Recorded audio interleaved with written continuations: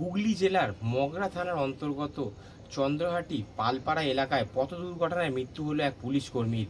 যেটা জানা গেছে যে মগরা থানার অন্তর্গত চন্দ্রহাটি এলাকার পালপাড়া এলাকার বাসিন্দা রাজেশ মান্ডি ব্যারাকপুর পুলিশ কমিশনারেটে কর্মরত ছিলেন। সে কিন্তু 2006 সালে চাকরি পায় এবং কনস্টেবল রূপেই প্রথমে চাকরিতে যোগ দেন এবং তারপর কিন্তু এসআই হন তিনি। যেটা জানা গেছে যে সোমবার তিনি রাতের দিকে সাইকেলে করে বাজারে গিয়েছিলেন এবং বাজার থেকে বাড়ি ফেরার সময় তাকে একটি গাড়ি ধাক্কা মারে।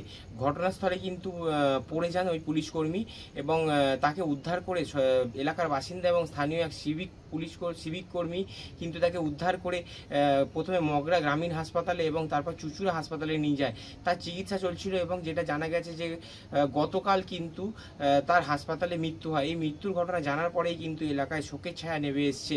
যেটা জানা যায় যে এলাকায় কিন্তু খুবই ভালো মানুষ হিসেবে পরিচিত ছিল ওই পুলিশকর্মী। কাল রাতে যেটা অ্যাক্সিডেন্টটা হয়েছিল, যেটা আমরা শুনতে পেলাম, যেটা কি ওইখানে অ্যাক্সিডেন্টটা হয়ে উনি সাইকেল করে আসছিলেন। ওনাকে হয়তো কেউ পিছন দিয়ে মেরেছে বা সাইকেল করেছে, উনি পড়ে রয়েছেন। ওনার বেশি কিছু ইনজোর্ড ছিল না, কিন্তু শুধু দাঁত ভেঙেছিল আর একটু হালকা কোমরে লেগেছে। আচ্ছা, তো রাত্রেবেলা আমি যেটা শুনলাম কি রাত্রেবেলা পেট্রোলিং যারা করছিল, যারা পুলিশরা ওনারাই নাকি ওনাকে ওইখান দিয়ে মগরা হসপিটালে নিয়ে আসেন।